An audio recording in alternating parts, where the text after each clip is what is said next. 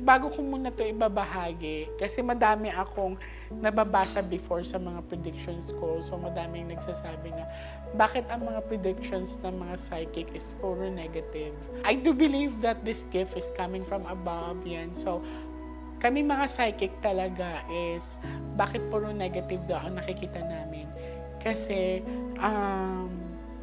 kami yung way para mabigyan tayo ng babala at magkakaroon tayo ng preparation sa mga mangyayari. So, unang-una na pinapakita sa akin, pinaparamdam, we have to prepare a lot of foods this 2024. Why? Kasi madaming pagsubok ang pagdadaanan natin. Climate changes nandiyan. So, makakaranas tayo ng matinding tag-init, guys. Ayan. So, magkakaroon din tayo ng water shortage.